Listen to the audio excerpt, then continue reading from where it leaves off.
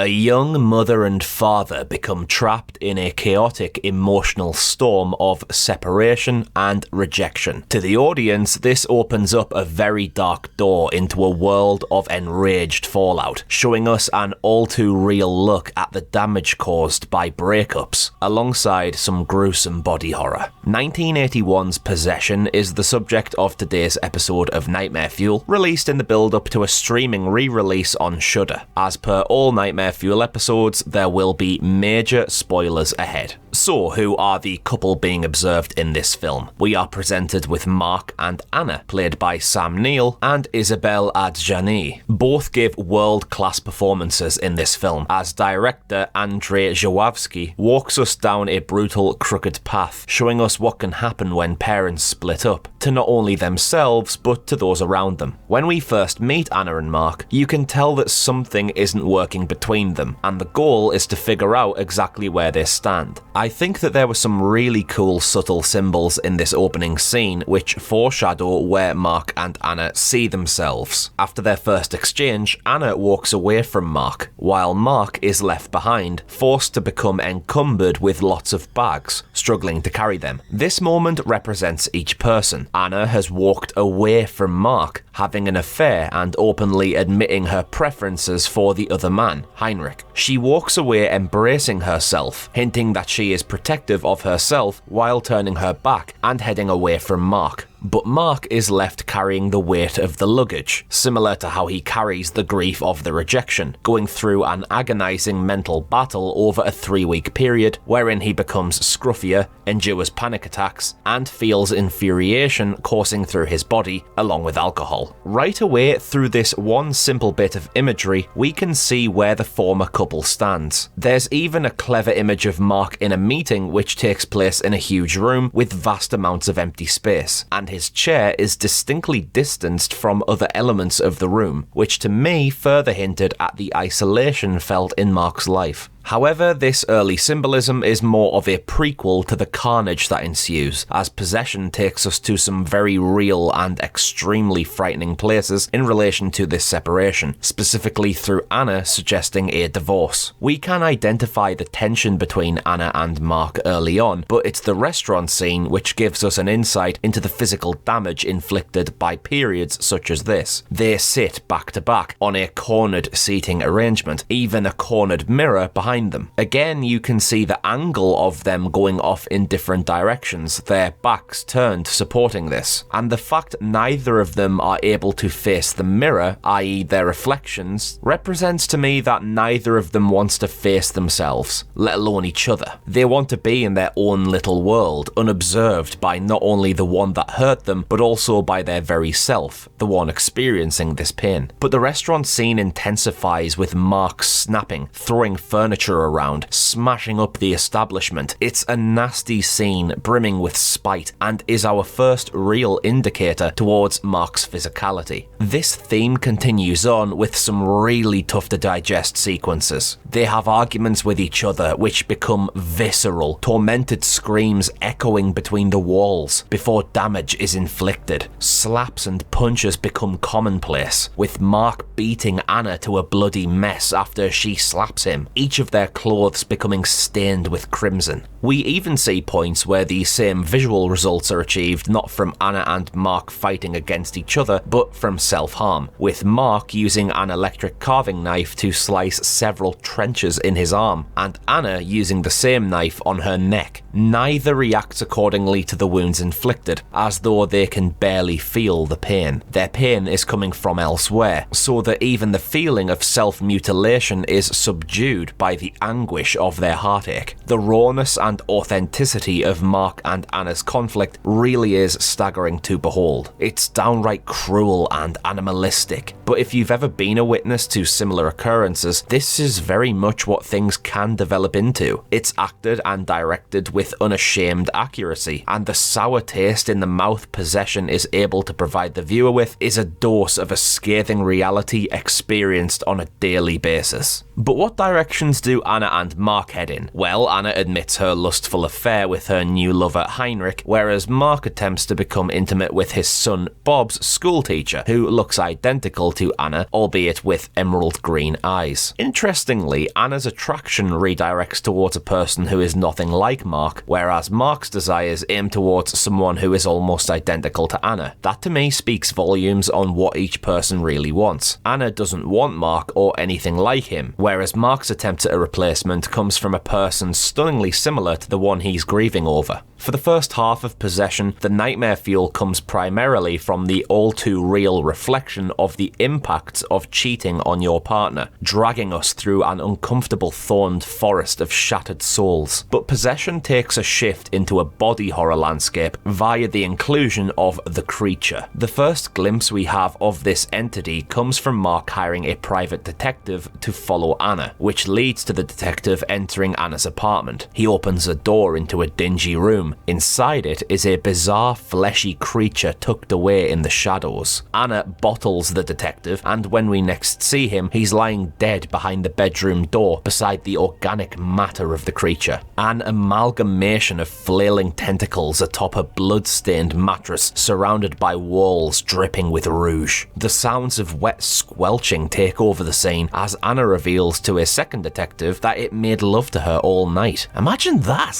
Oh, well, actually, you might be better off not. The creature design is excellent. There are obvious similarities to John Carpenter's The Thing, which was released a year after Possession, so perhaps there could have been a little influence there. As the film progresses, we continue to see the creature develop, at one point having an elongated head with a similar set of green eyes, such as on Bob's teacher, Helen. It's a messed up monster for certain, which makes Possession all the more disturbing to sit through. There's so much packed into this cinematic experience that just doesn't sit right in the stomach. There are several points where characters break the fourth wall, staring directly into the camera. The most unsettling scene being where Anna tortures a ballet dancer by forcing her to hold her position while Anna eyeballs the viewer. It feels so sinister. On top of this, we get perhaps the most disturbing scene in the entire film, where we see Anna in a tunnel having a miscarriage. She prances around as though she's being possessed, like the film's namesake, her body twisting and rattling, appearing as though her muscles are twanging like elastic. This scene goes on for an unhealthy duration, with Anna screaming in agony and terror, before collapsing to the ground where blood-infused fluids begin to drain from her every orifice. It's nasty. Sure, it could be viewed at a different angle as a bit over the top, but I think it fits this film. Everything is heightened here. The acting, the emotions, the reactions, the interactions. Here you go, this is the bad stuff that can happen when a miscarriage victim wants to divorce her husband, and we are going to present it to you at maximum force so you can ingest the venom of it all. But if anything, it's the third act of the film that makes everything get mind-bogglingly weird, as if it wasn't already. You see, the creature growing in the bedroom becomes a clone of Mark, so the schoolteacher is actually a clone of Anna and not a coincidental lookalike. Mark and Anna eventually become wanted by the police and are gunned down. So what is the purpose of the creatures? Is this a takeover? Is this an invasion of the body snatchers type scenario? I mean, the very end scene has the Mark and Anna clones now taking care of Bob, who winds up apparently drowning in the bathtub, while sirens and explosions can be heard outside. Have more creatures and clones entered the world and are taking over? The progression of the third act takes Possession into such a bizarre and puzzling labyrinth. I think that something can be said about the clones, that they are each perfect versions of each person, at their most calm and beautiful. It's the real Mark and Anna where we see the ugly sides. So in hindsight, it's almost like each person sought after a perfect version of their loved one and got it in the form of psychological sci-fi horror. Possession is a seriously odd movie, one which combines a little bit of Eraserhead with a little bit of Marriage Story. The scariest elements here come from the production style, the frantic nature of the camera work, the relentless actions of the abrasive Anna and Mark, and a freakish creature hiding away in the dark which represents more than simply a monster. That's my take on why Possession is a dose of nightmare fuel. Let me know what you thought of the film in the comments below, and we shall see you next time when we once again dig deep into the nightmare fuel wells.